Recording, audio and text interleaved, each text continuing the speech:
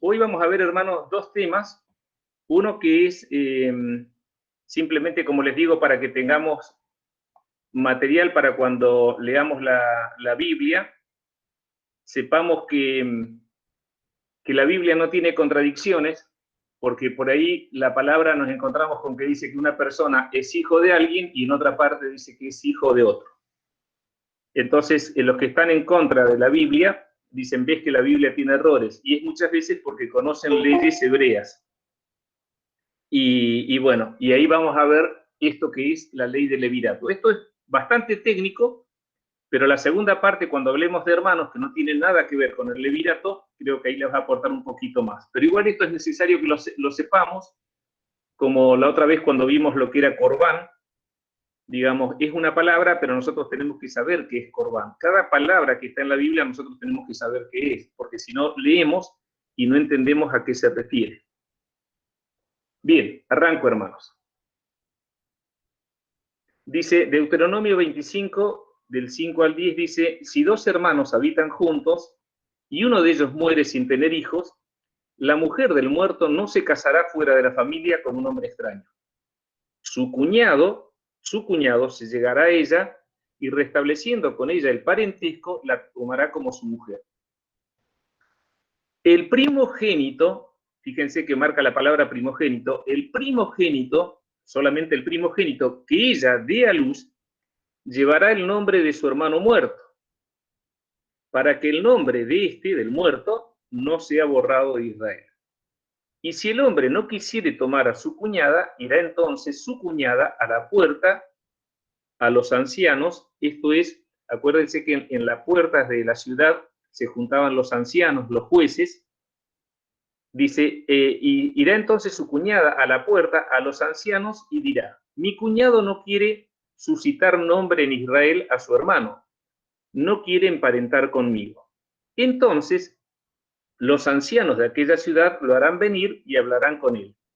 Y si él se levantare y dijere, no quiero tomarla, se acercará entonces su cuñada a él, delante de los ancianos, y le quitará el calzado del pie, y le escupirá en el rostro, y hablará y dirá, así será hecho al varón que no quiere edificar la casa de su hermano. Y se le dará este nombre en Israel, la casa del descalzado. Digamos que la casa del descalzado era la casa del hermano que no quiso darle descendencia a su hermano muerto. El levirato, del latín levir, significa hermano del marido, es literalmente el matrimonio con el cuñado, más concretamente con el hermano del marido muerto. Con dicho término se denomina la costumbre o ley que contempla el matrimonio entre una viuda cuyo marido ha muerto sin tener descendencia y un hermano de ese hombre. El hermano toma como esposa a la viuda con la intención de engendrar hijos, el mayor de los cuales, el primogénito, al menos será considerado descendiente del fallecido, de manera que el nombre del marido perdure tras su muerte. El primogénito nacido de la relación no es considerado hijo del hermano vivo. El primogénito nacido de la relación no es considerado hijo del hermano vivo. Análisis de Deuteronomio 25, 5 al 10. La palabra dice, si dos hermanos habitan juntos. La primera dificultad se refiere a la elección del cuñado adecuado. ¿Cualquier cuñado puede hacerse cargo de la viuda?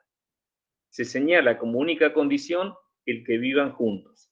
Esto nos remite a un entorno familiar como base de la sociedad en que la ley se debía aplicar. Pero en el caso de que fueran varios los hermanos del fallecido, no se determina ni a cuál corresponde ejercer de levir, ni se debe cumplir cualquier otro requisito como es la consanguinidad, hermanos de la misma madre o no, la edad, etc. Tan solo nos dice que su cuñado se llegará a ella. No hay mayores aclaraciones con esto. También en el versículo 5 dice, sin tener hijos. El texto no aporta más datos sobre la descendencia del fallecido.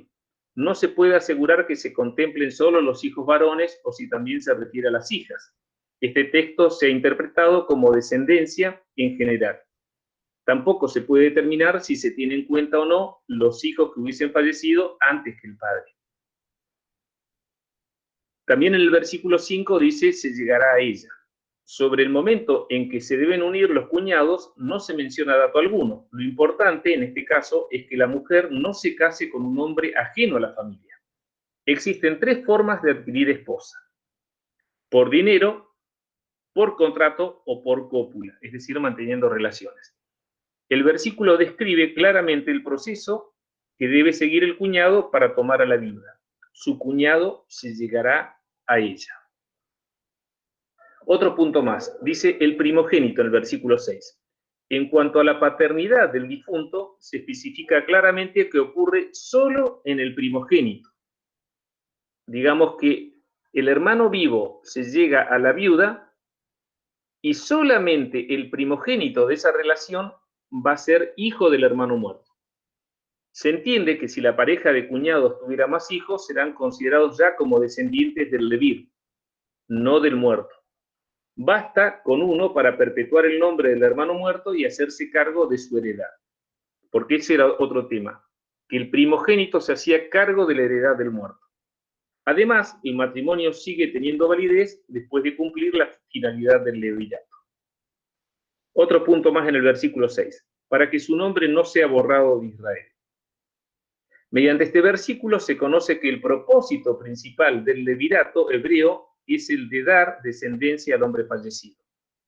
No solo se le da la satisfacción de tener un descendiente, cumpliéndose así la promesa de Dios a Abraham, sino que además se cubre la necesidad de ser eterno, innata al ser humano, por medio de la perpetuación de su nombre y mediante una descendencia que lo recuerde. Otro punto. Si al hombre no le agrada, versículo 7, la mujer, al padecer su marido sin tener hijos, no tiene derecho a su libertad, sigue sometida a la familia. Primero depende del padre, luego del marido y ahora del cuñado. En cualquier caso, ella debe someterse a la decisión del levir, digamos, del hermano del fallecido. Aunque obligado a cumplir con su hermano, él sí tiene la opción de elegir la salida a la situación. Puede tomar a su cuñada o, por el contrario, si no le agrada, puede rechazar tal unión. A pesar de esa libertad, la necesidad de dar descendencia a su hermano hace que la negativa a cumplir el levirato resulte de consecuencias nefastas para el hombre. El levir sufre vergüenza pública si se niega a cumplir esta ley y su nombre será puesto en entredicho. Otro punto. Esta, refiriéndose a la mujer viuda, subirá, dice. Cuando el cuñado decide rechazar el matrimonio del levirato, es la mujer la que alza la voz. Ella desempeña la parte activa en la ceremonia que deshace el vínculo entre cuñados, que se llama la jalitzá. En cualquier caso, aunque toma la palabra en público, no es ella la ofendida, sino que habla por el honor de su marido difunto. Ella es simplemente la portavoz del que ya no tiene voz. Proclama la ofensa del hermano como si fuera el propio difunto el que lo acusa. Otro punto. La jalitzá, deshacer la relación entre cuñados en presencia de los ancianos. La ceremonia de jalitzá se considera como un castigo social para el levir. La mujer es la encargada de avergonzarlo ante la comunidad y proclamar la deshonra hacia su propio hermano. Esto se realiza por medio de tres actos, mediante los que el vínculo natural entre los cuñados se deshace y con los que la mujer pasa a ser una viuda más. Otro punto. Dice, le quitará la sandalia. La primera de estas tres acciones consiste en el descalzamiento. Ella le quita la sandalia al hombre. Descalzarse puede tener diversas simbologías. Símbolo de una transacción comercial, señal de relevo tras una obligación cumplida y señal de duelo de sometimiento. Esos son los tres símbolos de quitarse una sandalia.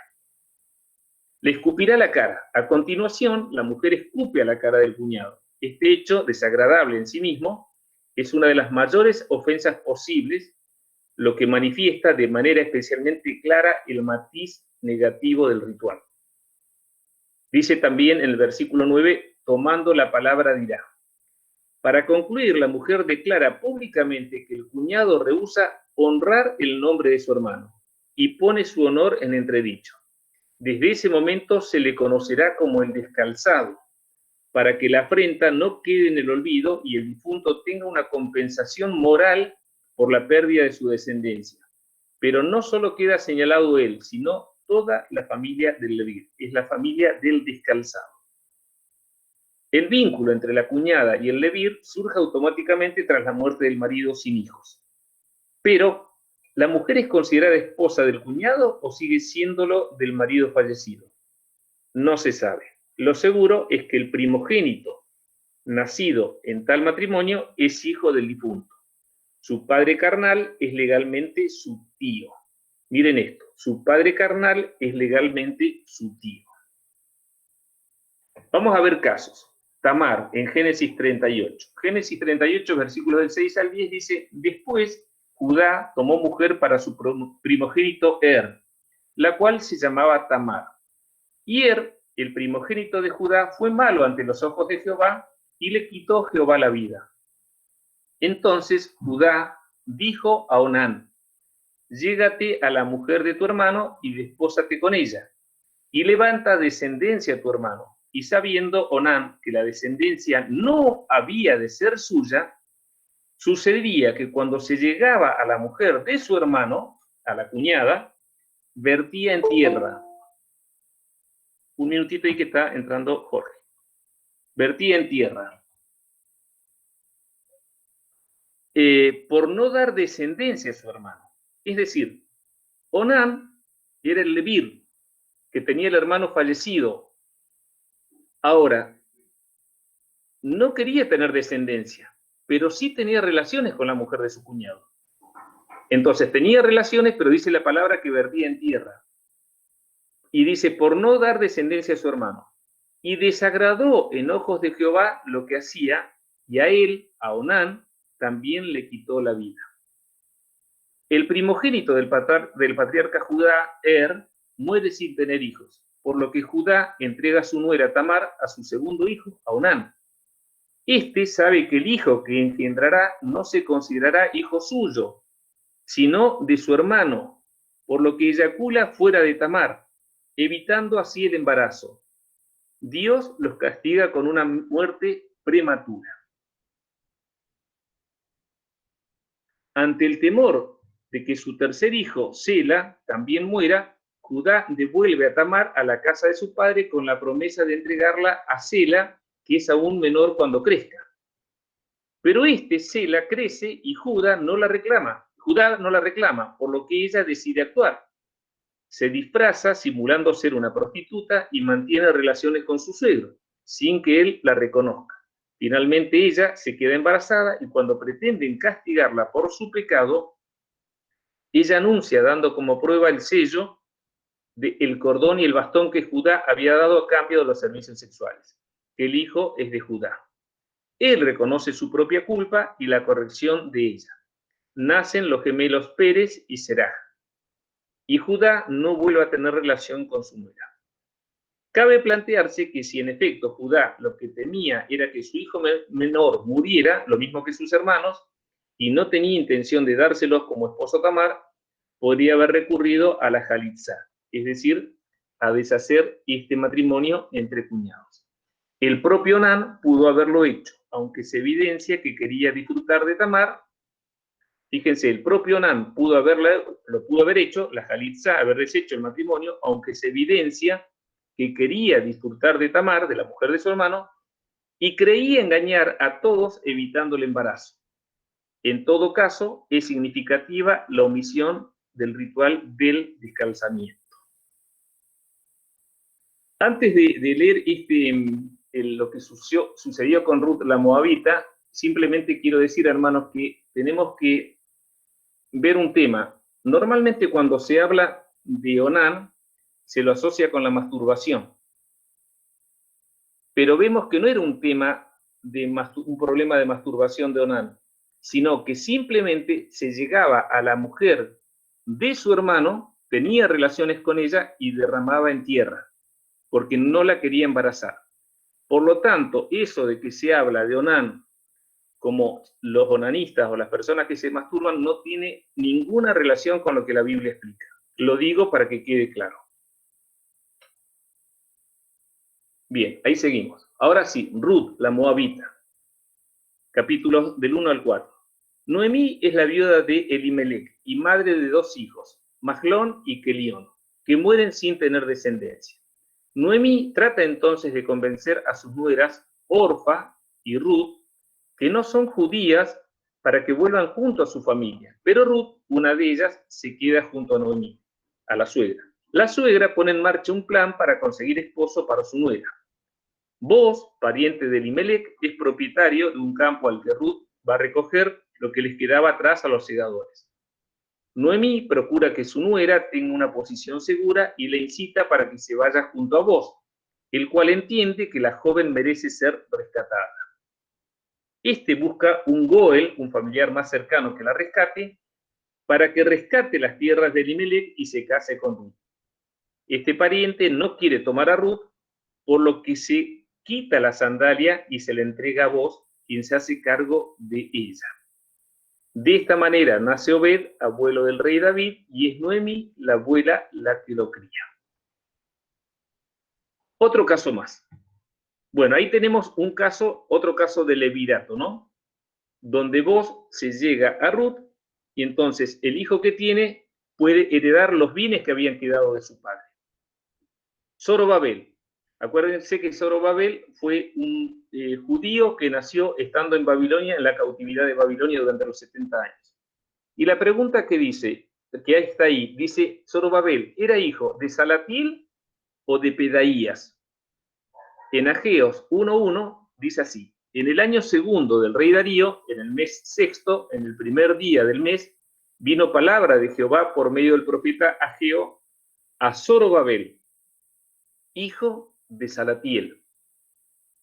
Tanto Mateo como Lucas en el Nuevo Testamento confirman lo que dice Ageo. Mateo capítulo 1, versículos 2 al 13 dice, después de la deportación a Babilonia, Jeconías engendró a Salatiel, y Salatiel a Zorobabel. Digamos que está diciendo, igual que Ageo, que Zorobabel es hijo de Salatiel. Lucas 3:27 dice, hijo de Zorobabel, hijo de Salatiel. Y sigue con la cadena, hijo de Neri, y sigue. Pero nos encontramos con un problema. Dice, sin embargo, Primera de Crónicas no dice lo mismo. Primera de Crónicas 3:19 dice, los hijos de Pedaías, y los nombra, Zorobabel y Simei. Y entonces la pregunta es, ¿estamos ante un error bíblico? No, estamos ante un caso de levirato. Vamos a ver cómo era esto.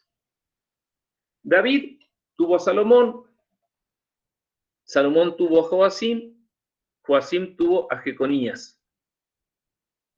Pero también David tuvo a Natán, Natán tuvo a Neri, y Neri tuvo una esposa que se casó con Jeconías. Pero parece ser que esta mujer que fue esposa de Jeconías era una mujer viuda que tenía un hijo que era Pedaías. Ese hijo era solamente de esta mujer, de la esposa de Jeconías, porque se supone que era una mujer viuda. Ahora, como Jeconías se casa con esta viuda, del vínculo entre ellos, nace un hijo, tuvieron varios hijos, pero nace un hijo que se llama Salatiel. Este Salatiel se casó y tuvo una esposa. Pero miren cómo sigue la cadena. Muere Joacim, el abuelo de Salatiel, y la palabra dice, Nabucodonosor II intentó llevarse prisionero a Joacim a Babilonia, pero no fue posible porque el rey Joacim fue asesinado y su cuerpo fue arrojado fuera de las murallas de la ciudad. Por eso es que lo crucé ahí con una cruz, porque este hombre muere. Digamos, el abuelo de Salatiel fue muerto. Por lo cual, por la otra línea, por el hombre por Neri, que era el padre vendría a ser de su mamá, viene a ser como papá o abuelo sustituto de Salatiel. Esas son las cadenas que se armaban antiguamente.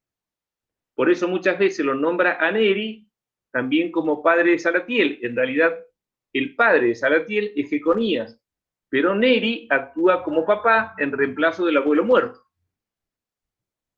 Ahora, Jeconías Fíjense, perdón, al casarse Jeconías con esta mujer viuda, se convierte en el padrastro del hijo de la mujer viuda. No sé si me siguen hasta ahí. Jeconías con la esposa habían tenido un hijo, Salatiel, pero la mujer ya venía con un hijo, Pedaías. Por lo tanto, este señor se convierte en el padrastro o en el papá de Pedaías. Legalmente, en Israel era de la siguiente manera. Tanto Salatiel como Pedaías son hermanastros. Legalmente se consideran hermanastros. Ahora, miren una cosa, para entender esto que veníamos leyendo. Muere Salatiel, con lo cual quedó la esposa sola sin tener hijos. Pero Pedaías, que se convierte en hermano, porque el padre, el papá de Salatiel se une a la madre de Pedaías, le tiene que dar un hijo, por lo cual se une Pedaías con la esposa del difunto Salatiel. Pedaías con la esposa de Salatiel tienen un hijo, que es Zorobabel. Pero como Salatiel con su esposa no habían tenido un hijo, y este hermano, aunque sea hermanastro, se unió a la esposa de Salatiel, este Zorobabel, este primer hijo que tienen, legalmente este primogénito ante la ley hebrea, es considerado realmente hijo de Salatiel. Y este Zorobabel no es considerado hijo de Pedaías, aunque por la carne lo sea, legalmente no es considerado hijo de Pedaías, sino hijo de Salatiel. Con lo cual puede heredar los bienes de Salatiel, aunque no sea verdaderamente su padre. Pero sí le da nombre y descendencia a Salatiel. Fíjense qué curioso que era. Es por eso que Onán no quería tener relaciones con la esposa de su hermano muerto, porque dijo, cualquier hijo que tenga no va a ser considerado mi hijo. Y yo me puedo llegar a morir sin tener un hijo, que este hijo que yo tengo con Tamar, la que fue esposa de mi hermano, va a ser considerado, ante la ley hebrea, va a ser considerado hijo de mi hermano muerto, y no mi hijo. Y acá lo vemos en esta relación. Aunque Pedaías con la esposa de su hermano tienen verdaderamente a Zorobabel, legalmente, aunque por la carne es hijo de Pedaías y de la esposa esta, Zorobabel ante la ley hebrea, por la ley de Levirato, es considerado hijo de Salatiel y no de Pedaías. Por lo tanto, va a heredar lo de Salatiel. Bueno, esto es Levirato, para que ustedes entiendan lo que es Levirato. Por eso en la Biblia no hay errores, sino hay que saberlo conocer. Y el otro tema que quería resaltar es el tema de este Onán, porque cada vez que se lo habla secularmente y se lo enseña mal. Mal enseñado porque no es eso que hablan, sino simplemente que no quiso tener hijos con la esposa de su hermano muerto. De esta línea que está ahí, que es la línea legal sanguínea perteneciente a la tribu de Judá, que es el león de Judá, viene toda la descendencia de María, la que fue mamá de Jesús. Y de esta otra línea, de esta descendencia, viene la parte o el linaje real, por la parte de David, de donde viene José, el que fue esposo de María, o el padrastro del Señor Jesús. Por lo tanto, encontramos en ambas líneas, por una parte la línea legal sanguínea de la tribu de Judá y por otra parte la línea real por la parte de José, aunque no sea su papá legal, como en este caso, acá. Pedaías no era el hijo de Jeconías, sin embargo es considerado el hijo, al punto tal que al morir la esposa del verdadero hijo de Jeconías se tiene que llegar a ella para darle un hijo. Eso es Levirato, hermanos. Espero que se haya entendido. Y ahora vamos a pasar a ver otro tema de esta enseñanza, que son hermanos en la fe. ¿A quiénes podemos llamar hermanos en la fe? Mateo, capítulo 12, versículos 46 al 50, dice, mientras él, Jesús, aún hablaba a la gente, he aquí su madre y sus hermanos estaban afuera, y le querían hablar. Y le dijo uno: he aquí, tu madre y tus hermanos están afuera y te quieren hablar. Respondiendo él, el Señor Jesús, al que le decía esto, dijo: ¿quién es mi madre? ¿Y quiénes son mis hermanos? Quien dio aviso al Señor se refería a su madre y a sus hermanos en la carne. La madre era María, los hermanos, estaba hablando de Jacobo, de Simón, de José y de Judas, y habla de hermanas también, aunque la Biblia no las menciona, no se sabe quiénes fueron. Mateo capítulo 13, versículos 55 al 56, dice: ¿no se llama su madre María y sus hermanos Jacobo, que significa Santiago, José, Simón y Judas? Ven, de acá, de Mateo 13, 55, 56, sacamos el nombre de los hermanos del Señor Jesús que están acá: Jacobo o Santiago, Simón, José y Judas. No están todas, fíjense el plural, no están todas sus hermanas con nosotros. Y la pregunta es: ¿Jesús también tenía hermanas? Claro, tal como lo dice el versículo precedente, porque dice: no están todas sus hermanas con nosotros. Es decir, está hablando de que tenían varias hermanas. Por otra parte, este Jacobo y este Judas son los autores de los libros Santiago y Judas que tenemos en la Biblia. Así que hay dos libros que fueron escritos por hermanos carnales del Señor Jesús. Dice: aunque la Biblia no revela el nombre de las hermanas de Jesús, sabemos por el plural que por lo menos eran dos. Es decir, tenía 4 hermanos varones y por lo menos 2 hermanas mujeres. También conocemos el pasaje siguiente, Lucas 1:34, dice: entonces María dijo al ángel: ¿cómo será esto? Pues no conozco varón. Y como sabemos, Jesús fue su primogénito, de lo cual lógicamente se deduce que todos los hermanos de Jesús eran menores en edad que él. Es otro dato que podemos sacar, porque él fue el primogénito de María. ¿Eran los hermanos de Jesús discípulos suyos? La Biblia dice que al principio no creían en lo que él hacía. Juan 7:5 dice: porque ni aún sus hermanos creían en él, en Jesús. Pero después Santiago y Judas, hermanos carnales de él, llegaron a ser sus discípulos e incluso escribieron libros de la Biblia. ¿Sabemos cuáles son? Sí, la carta de Santiago, que tiene 5 capítulos, y la carta de Judas, que tiene un capítulo. Este Judas es conocido como Judas Tadeo o Judas el Valiente, para diferenciarlo de Judas Iscariote, que fue el que entregó al Señor Jesús. Pero, ¿por qué preguntó Jesús quiénes eran sus padres y sus hermanos? Momentos antes, Jesús estaba enseñando a sus discípulos y alguien lo interrumpió para decirle: tu madre y tus hermanos están parados afuera y procuran hablarte. Como buen maestro, Jesús aprovechó la oportunidad para enseñar una lección importante. Por eso hizo la sorprendente pregunta: ¿quién es mi madre? ¿Y quiénes son mis hermanos? Y entonces, señalando hacia sus discípulos, dijo, fíjense, y extendiendo su mano hacia sus discípulos, dijo: he aquí mi madre y mis hermanos. Parafraseando lo dicho por Jesús, él exclamó: miren, vean, estos son mi madre y mis hermanos. A continuación explicó: porque todo aquel que hace la voluntad de mi Padre, que está en los cielos, ese es mi hermano y hermana y madre. Esto no tan solo nos revela un concepto teológico, sino también muestra el cariño que Jesús sentía por sus discípulos. Con esas palabras nos enseñó que para él sus discípulos eran como verdaderos hermanos, hermanas y madres.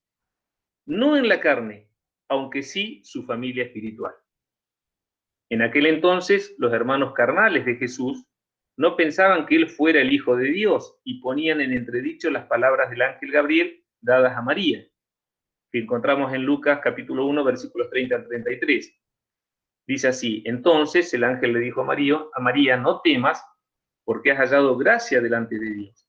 Y ahora concebirás en tu vientre y darás a luz un hijo, y llamarás su nombre Jesús. Este será grande y será llamado Hijo del Altísimo, y el Señor Dios le dará el trono de David su padre, y reinará sobre la casa de Jacob para siempre, y su reino no tendrá fin. Puede incluso que se enfrentaran a Jesús, por lo que su actividad implicaba para toda la familia cuya cabeza era un carpintero, no un oficial del reino, un funcionario político, no un hombre adinerado.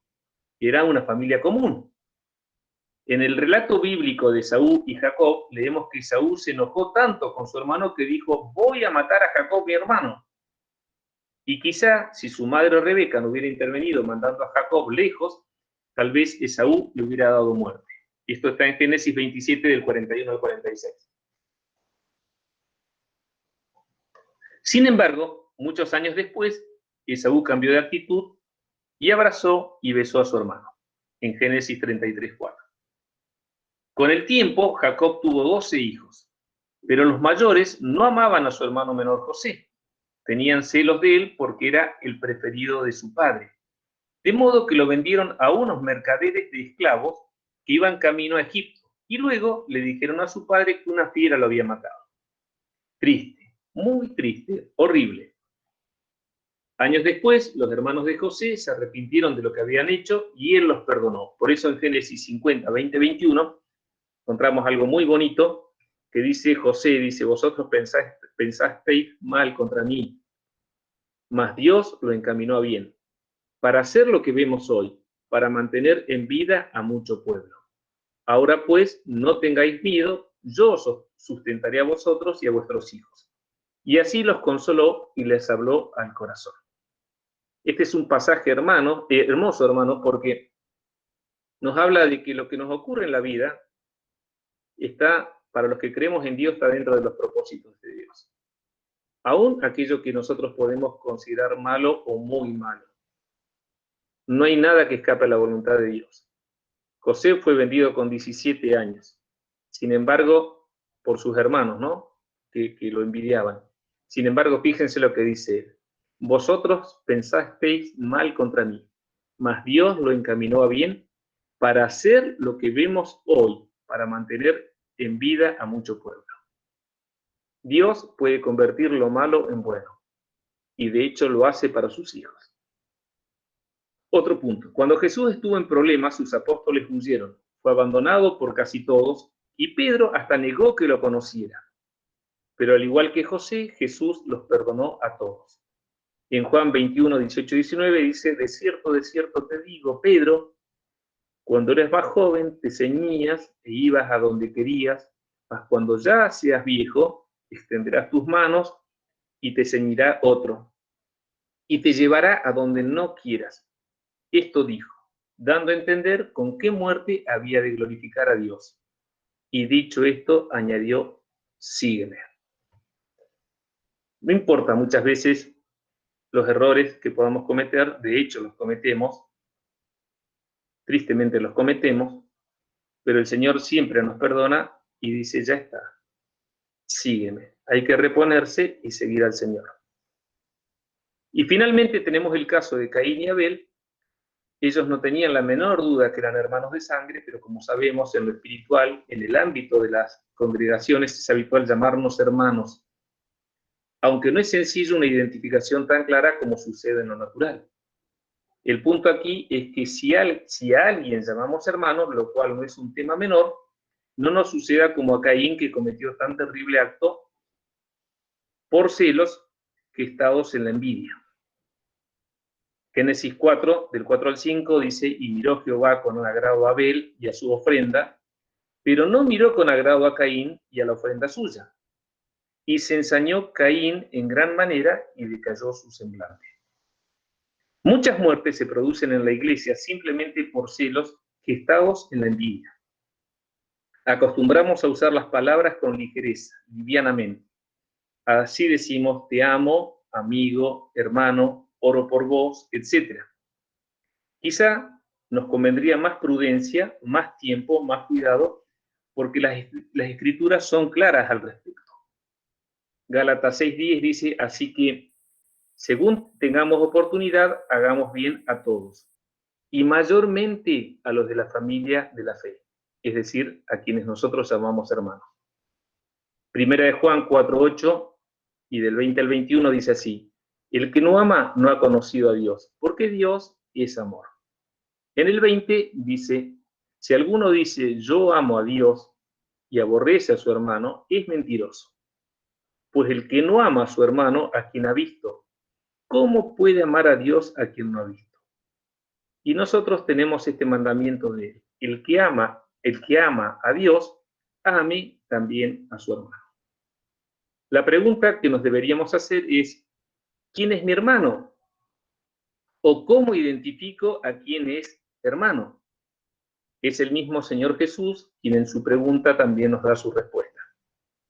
Todo aquel que hace la voluntad de mi Padre, dice él. Todo aquel que hace la voluntad de mi Padre. Pablo, en su primera carta a los Corintios, nos amplía aún más este tema. En 1 Corintios 5, versículos del 11 al 13, dice: más bien os escribí que no juntéis con ninguno que llamándose hermano fuere fornicario, o avaro, o idólatra, o maldiciente, o borracho, o ladrón, con el tal ni aún comáis. Porque ¿qué razón tendría yo para juzgar a los que están afuera? ¿No juzgáis vosotros a los que están adentro? Porque a los que están fuera, Dios juzgará. Quitad pues a ese perverso de entre vosotros. Dios no nos llama a juzgar, pero sí a discernir y a obrar con cuidado y a dar a cada palabra el peso que tiene. Mateo 7, del 16 al 20, dice: por sus frutos los conoceréis. ¿Acaso se recogen uvas de los espinos o higos de los abrojos? Así todo, buen árbol da buenos frutos, pero el árbol malo da frutos malos. No puede el buen árbol dar malos frutos, ni el árbol malo dar frutos buenos. Todo árbol que no da buen fruto es cortado y echado en el fuego. Así que por sus frutos los conoceréis. Algo más que podemos agregar al respecto. Primera de Juan 2:11 dice: cualquiera que se extravía y no persevera en la doctrina de Cristo no tiene a Dios. El que persevera en la doctrina de Cristo, ese sí tiene al Padre y tiene al Hijo. Si alguno viene a vosotros y no trae esta doctrina, no lo recibáis en casa, ni le digáis bienvenido, porque el que le dice bienvenido participa en sus malas obras. Notemos la relevancia que la palabra de Dios le asigna a la pureza de la doctrina. Si la recomendación es al extremo de no decir a alguien bienvenido si no trae nuestra doctrina, ¿cuánto más será llamar hermano a alguien que niega a Cristo como Dios?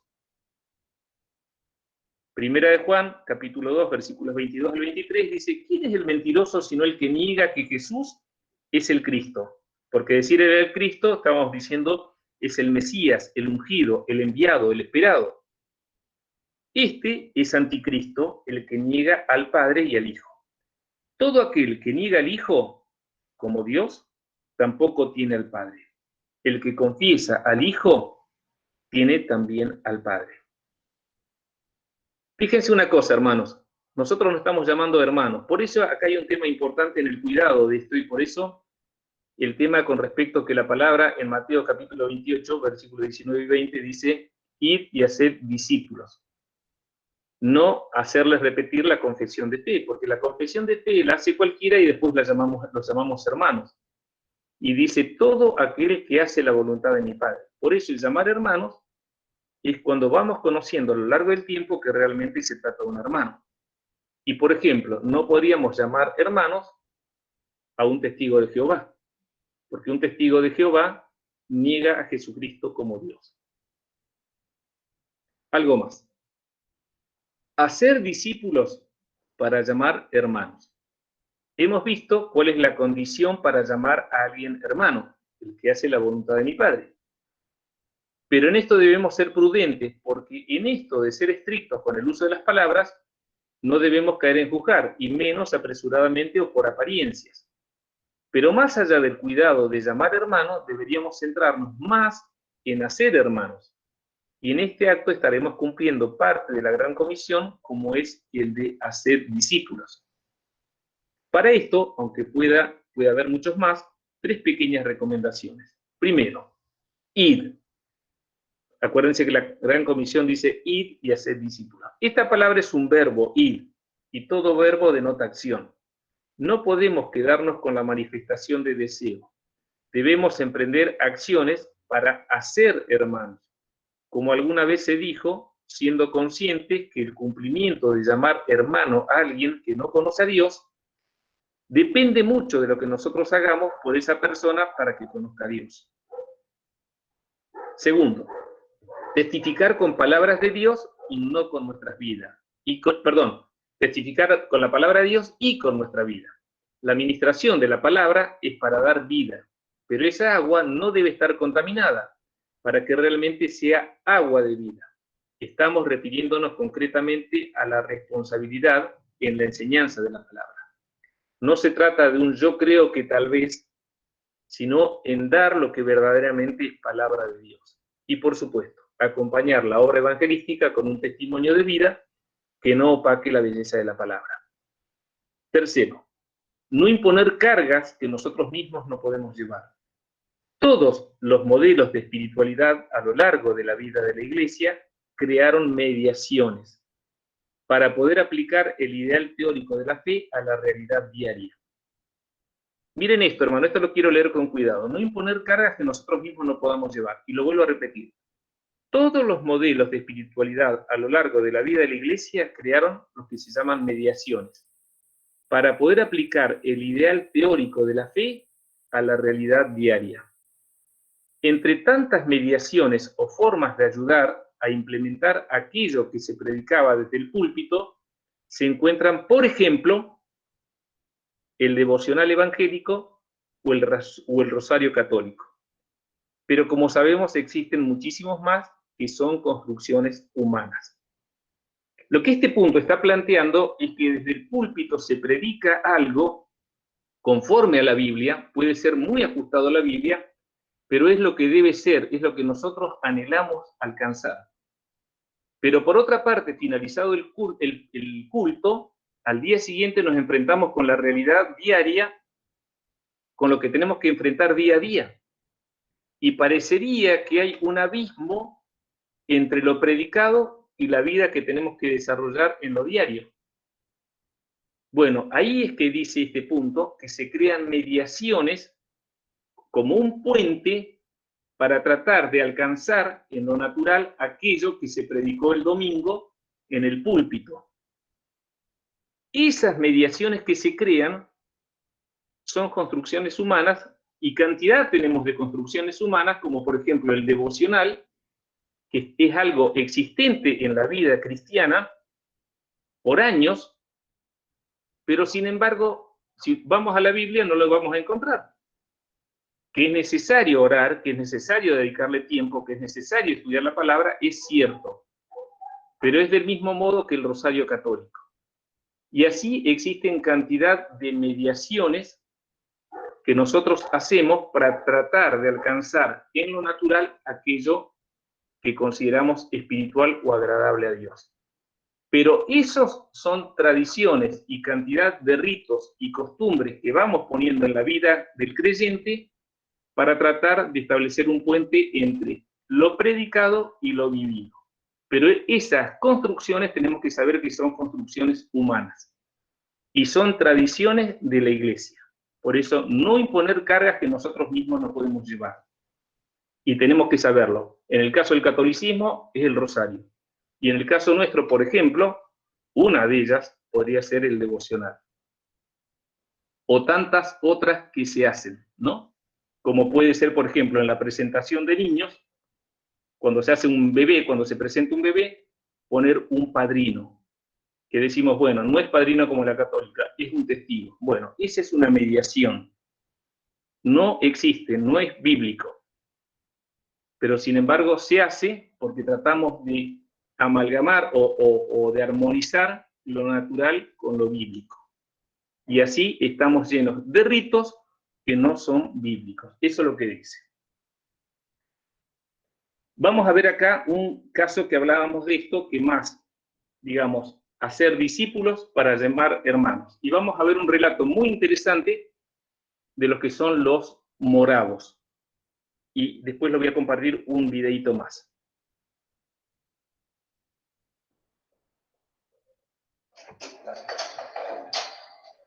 Pero ahora quiero contarte acerca de uno de los estudiantes que pasó por la Universidad de Halle. Se llamaba Nicolás Zinzendorf, el conde de Zinzendorf. Este chico desde muy pequeño vivió una devoción muy particular. Ya a los 6 años dirigía reuniones de oración, hablaba de Jesús como su amado y tenía un profundo deleite en escribir poesía sin comprometerse en una vida profunda con Dios. Zinzendorf estudió en la Universidad de Halle.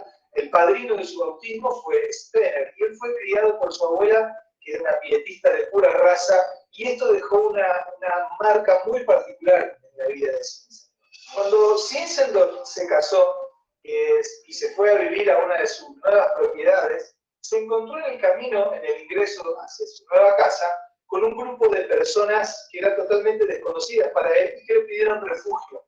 Estas personas se llaman los moravos. Y por la manera que Zinzendorf tenía de entender la vida, automáticamente les dio lugar en sus tierras. Los moravos venían de un país que se llamaba Moravia en aquellos días y estaban siendo perseguidos por causa de su fe. El líder de todo este movimiento se llamaba Christian David. Y este líder los trajo todos hacia Alemania, a estas zonas del conde Zinzendorf, para que pudieran sobrevivir a las persecuciones que tenían en su tierra por causa de su fe. Eran unas 300 y tantas personas las que llegaron allí y se establecieron en las tierras de Zinzendorf. Juntos, allí trabajando, fundaron lo que se conoce hasta el día de hoy como la comunidad de Hernut. Significa la choza del Señor o el rebaño del Señor.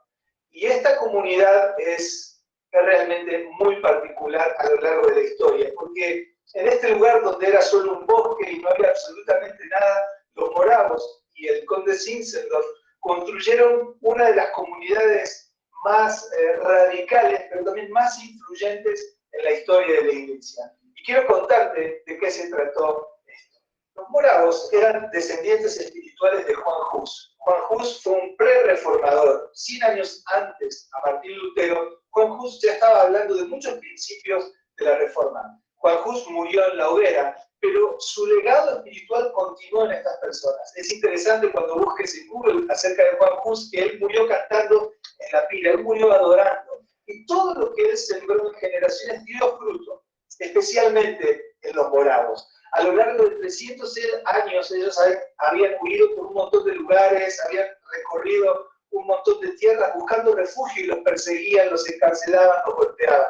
Y esto fue una marca que quedó en ellos. Era un pueblo preparado para lo que iba a venir en los planes del Señor. Cuando se encontraron con Zinzendorf y fundaron este lugar, Hernut, algo aconteció en ese lugar, algo que marcó la historia para siempre. El día 13 de agosto de 1727, ellos lo cuentan en su diario y en sus experiencias, que ese día ellos lo relatan como que el Espíritu Santo cayó sobre la comunidad de una manera inusual y de una manera dramática. Era un grupo muy desunido que venían de diferentes lugares. Sin embargo, ese día el Espíritu Santo cayó sobre sus vidas y a partir de ese día se dan inicio a una reunión de oración, por ejemplo, que duró literalmente 100 años. En principio, 24 hombres y 24 mujeres se comprometieron para orar 1 hora por día y mantener lo que ellos llamaban la vigilia del Señor. Uno de los principios moravos para la vida de la comunidad es que cada uno tenía un oficio, pero cada uno trabajaba mientras otro estaba cubriéndole las espaldas en oración. Esta vigilia del Señor, esta vigilia, este altar de oración, duró literalmente 100 años. Muchos más se fueron añadiendo a esta gran vigilia. Y esto que nosotros hoy conocemos como 24/7, adoración 24/7, ya en 1727 lo estaban practicando los moravos. Entendieron algo del corazón de Dios y lo pusieron en práctica. Ahora, lo notable, yo no quiero llamarle la atención tanto sobre esta vigilia del Señor, que creo que es notable. Lo más notable es las consecuencias que esto empezó a despertar en toda la comunidad. Y una de las consecuencias más lindas e interesantes es cómo esto influyó en el celo evangelístico y misionero. Los moravos eran un pueblo que no tenían una gran instrucción espiritual, no venían de las universidades, ellos eran un grupo de refugiados que no tenían una gran elocuencia o una gran preparación. Sin embargo, conocían el corazón de Dios y se prepararon desde ese lugar para responder al llamado del Señor. En los próximos años, los moravos empezaron a enviar misioneros a las tierras paganas, a lugares donde no había evangelio, a lugares donde no solo para predicarles a los colonos, sino para predicarles a las personas que habían sido esclavizadas. Sobre esto nos va a comentar un poquitito el doctor Rubén Amestoy acerca de cómo los moravos hacían misiones. Escuchadlo.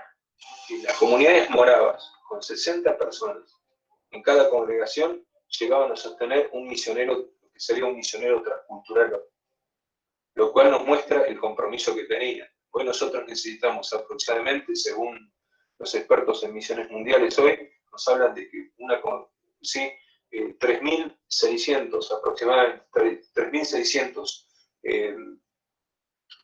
creyentes de las iglesias sostienen un misionero hacia afuera. Antes, el compromiso de 60 creyentes permitía el sostenimiento de un misionero. Y esos misioneros, a su vez, eran misioneros que se autosostenían, porque tenían cada uno su trabajo. ¿Sí? El caso de varios líderes que tuvieron el tema de las misiones y varias experiencias. Ellos, por el amor que tenían por las personas a las que querían evangelizar, nos muestran el relato de personas totalmente entregadas al Señor. ¿Por qué? Porque lo que hacen es hacerse esclavos, en la isla de San Tomás, ¿sí? Se hacen esclavos para poder entrar a evangelizar a los negros. Y eso nos muestra, ¿sí? Se hacen esclavos, ¿sí? de Jesucristo en este caso, para rescatar almas, rescatar personas que no conocen del Señor, ¿no? Y que la única posibilidad que tenían de predicarle era haciéndose esclavos ellos de los explotadores del imperio, ¿no? Tal vez a nosotros estas cosas no nos llaman mucho la atención porque estamos acostumbrados a hablar de estas cosas. Sin embargo, tenés que pensar que en esa época las misiones no se hacían de esta manera. Misioneros eran solamente aquellos que iban enviados por el Estado. El Estado enviaba misioneros y se los enviaba solo para sostener a las iglesias que estaban naciendo en las colonias. Sin embargo, los moravos, un grupo de gente que conoció el corazón de Dios y gestionó su vida para responder, para comprometerse y responder a ese llamado, ellos que venían de un contexto de persecución, ellos corrieron hacia las naciones, no solo para predicarle a los colonos, sino para predicarle a los paganos, a los que nunca habían escuchado del Señor. Y su celo misionero fue tan fuerte que en algunos casos morían antes de llegar al destino, en otros se hicieron esclavos para poder predicarle el Evangelio a las personas. Los historiadores nos cuentan lo siguiente: en 20 años, los moravos enviaron más misioneros que todo el protestantismo en 2 siglos. Estas son personas que nacieron y gestionaron desde el secreto con Dios una vida tan radical, un perfume, una dinámica de vida tan hermosa, y cultivaron un perfume con la presencia del Señor que lo diseminaron en todas las naciones. Cualquier libro de historia te va a hablar de Zinzendorf y de los moravos y de cómo ellos transformaron el paradigma de lo que significa hacer misiones. De ahí en adelante vienen los misioneros de la talla de Hudson Taylor, de David Livingstone, pero quiero señalar esto, porque antes no era así. Bien, hermanos, acá terminamos. Así que compartir con respecto a esta enseñanza y a esta segunda parte esto, ¿no? Que el llamar hermanos, digamos, no podemos llamar a alguien hermano simplemente porque ha hecho la confesión de fe. Porque la palabra de Dios y el mismo Jesús dice al que hace la voluntad de mi Padre. Y ese es un proceso. No por una confesión de fe que se puede llegar a hacer en un momento de emoción, podemos llamar a alguien hermano, porque hermano es aquel que vamos a ver, dice que por su fruto los conoceréis. Pero acá hay otro punto importante. que es no tan solo cómo llamarlos, sino que para llamar a alguien hermanos, antes tenemos que hacer de esa persona un hermano. Y esa es nuestra responsabilidad. Y quería poner esto de los moravos, porque los moravos justamente venían de Moravia, de República Checa, de lo que hoy es República Checa, y encuentran a este conde Zinzendorf, que los ampara. A los 6 años, fíjense que tenía pequeños cultos y enseñanzas bíblicas, porque su abuela era una pietista. Era un hombre muy rico, pero sin embargo muy sencillo, que los cobija, pero fíjense el espíritu que tenía, que aún ellos entregaban su libertad, su vida, y se entregaban a los explotadores como esclavos para poder entrar en las colonias y poderle predicar a los esclavos negros. Porque esto no le interesaba ni a los blancos e incluso no le interesaba a los negros. Pero estando ahí adentro, siendo parte de ese padecimiento, ellos podían predicar y hacer de esas personas hermanos en la fe. Fíjense lo que decía acá el Gorcón. Él dice, en 20 años alcanzaron más personas que toda la iglesia protestante en 2 siglos, en 200 años. Bueno, acá terminamos.